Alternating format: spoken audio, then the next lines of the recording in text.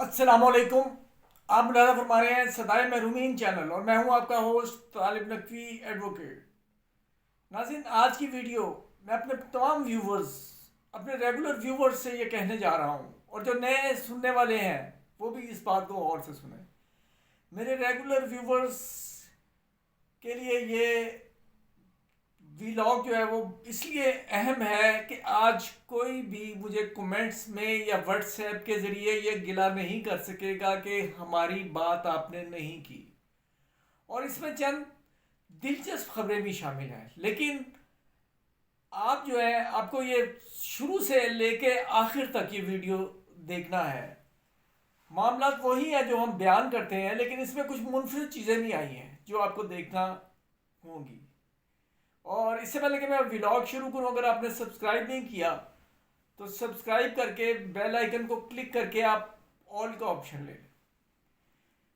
ناظرین، سب سے پہلے ہم بات کریں گے بینیولنٹ فنڈ اور گروپ انشورنس کی.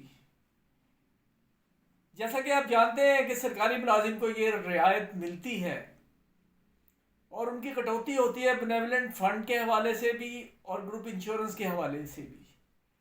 اس کے قانون میں ترمیم کی جا رہی ہے جس کا بل قائمہ کمیٹی کے سامنے پیش کر دیا گیا ہے، اور ظاہر ہے کہ بھلائی کی امید ہوگی کہ جیتے جی بھی ملازم کو اگر وہ کامیابی سے اپنی سپر اینویشن یعنی 60 سال پورے کرے گا تو اسے انشورنس کی مد میں رقم مل سکے گی. اس سے پہلے کہ میں ریگولر جو دیکھنے والے ہیں ان کی دلچسپی کی بات کر دوں، اس کے بعد پھر آپ آخر تک جڑے رہیے گا. اس میں دلچسپی کا پہلو بہرحال ہے. تھم نیل میں ہم نے آپ کو بتایا ہے کہ پینشنر کے ایشو پہ لاکھوں لوگ سڑکوں پہ آ گئے. اس سمیت بہت سی خبریں ہیں، لیکن ہم ون بائی ون جو ہے وہ خبریں جو ہیں وہ آپ کی لے لیتے ہیں. سب سے پہلے ہم نیشنل بینک آف پاکستان کے حوالے سے پینشنرز ایکشن کمیٹی اور ایکس امپلائیز جو ہے تنظیم، ان کا جو ہے نا دوبارہ ایک نوحہ، میں اسے نوحہ ہی کہوں گا، نوحے کے دو تین سطریں جو ہیں وہ میں آپ کے سامنے پیش کر دیتا ہوں. وہ نوحہ کیا ہے؟ وہ ان کے مطالبات کا اعادہ ہے جو پینشنرز ایکشن کمیٹی اور ایکس امپلائیز انہوں نے یہ کیا ہے. وہ کہتے ہیں کہ ریویو پٹیشن کی آڑ میں پینشنرز کا معاشی قتل بند کیا جائے.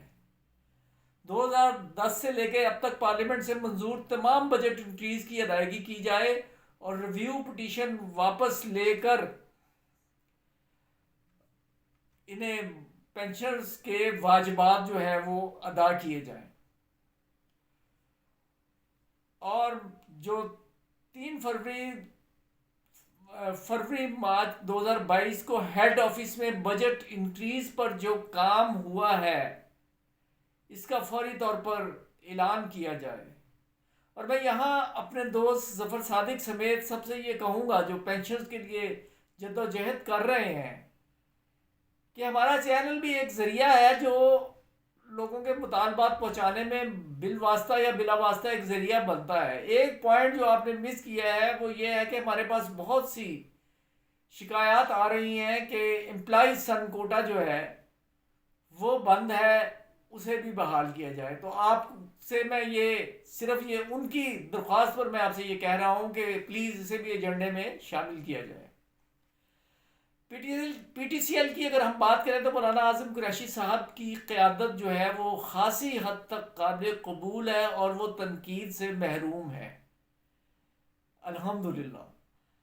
لیکن نہ جانے کیا بات ہے، ساری واجب الاحترام ہے عبد الخالق صاحب ہوں یا اظہار صاحب، اسحاق مکسی صاحب، لیکن ان میں معمولاً ایک تو گفتگو جو ہے، تحریر جو ہے وہ ودن اخلاقیات سے بعض اوقات ہلکا سا سرک جاتی ہے، اور دوسرا یہ کہ وہ ان کا ایک پوائنٹ پہ متفق ہونا ذرا مشکل نظر آتا ہے. لیکن ہم بھی انہیں یہ کہتے آئے ہیں کہ پرامن جد و جہد اور کورٹ کیس کی صحیح پیروی یہ کلید ہے جو آپ کے کچھ چند سو ساتھیوں کو تو وہ حق مل گیا ہے اینول انکریمنٹ کا، جبکہ باقی لوگ جو ہے وہ مایوس ہیں۔ تو اسی طرح آپ کی جدوجہد کے آواز جو ہے وہ ہم انشاءاللہ تعالیٰ اٹھاتے رہیں گے، اور اس میں اظہار صابر صاحب جو ہے انہوں نے یوٹیوب چینل بھی شروع کر دیا ہے، ہم نے اسے سبسکرائب بھی کر لیا ہے، اور تمام پینشنرز سے بھی کہیں گے کہ یہ ایک اضافہ ہے اس کی پینشن کی صدا میں، اور آپ بھی سبسکرائب کریں۔ اور میں یہ کہتا ہوں کہ اس حوالے سے کوئی بھی اگر ہمارا تعاون چاہیے ہوگا تو ہم آپ کو دینے کے لیے تیار ہیں وہ تعاون۔ ایک افسوسناک خبر میں قارئین کے، ناظرین کے حوالے کرتا ہوں۔ آپ نے مجھے اس بارے میں ضرور اپنے کومنٹس میں رائے دینی ہے کہ کیا یہ ایک واقعے کا ذکر کرنا ہے کہ کیا یہ واقعہ ٹھیک ہے، کیا یہ اچھا ہوا یا برا ہوا۔ ناظرین، تفصیل اس اجمال کی کچھ یوں ہے کہ گجرانوالہ میں ایک امپلائیز کے انتقال کے بعد اس کی بیوہ کا جو کیس بنایا گیا، اس پہ رشوت لینے کے باوجود مبینہ طور پر ایکسین صاحب نے بہت زیادہ رلایا، اور 6 ماہ تک ان کی کوئی سنوائی نہیں ہوئی۔ اور ناظرین، اگر ناانصافی اور زیادتی حد سے بڑھ جائے تو اس کا غیر خوشگوار نتیجہ نکلنا جو ہے وہ قرین قیاس نہیں ہوتا۔ کچھ اسی طرح یہاں یہ ہوا کہ گجرانوالہ کے جو وہ مرحوم ملازم کا بیٹا اپنی ماں، بیوہ ماں کی پینشن کی بحالی کے حوالے سے جب گیا اور رشوت لینے کے باوجود مبینہ طور پر ایکسین صاحب نے رشوت بھی لی لیکن کیس کو لٹکائے رکھا، تو ان کا پیمانہ صبر لبریز ہو گیا اور انہوں نے موقع پر پٹائی کی۔ ظاہر ہے جب ہم اس بات کی حمایت ہرگز نہیں کر سکتے، یہ ظاہر ہے کہ ناخوشگوار واقعہ ہے، لیکن بیوروکریسی جو ہے اسے بھی سوچنا چاہیے انسانی ہمدردی کے تحت۔ اور اس حوالے سے اب آخری خبر میں EOBI کی دے کر اس کے بعد ایک اور خبر آپ کو اہم جو ہے وہ دینے والا ہوں جو آپ سے ڈائریکٹ یا انڈائریکٹ کنیکٹڈ ہے۔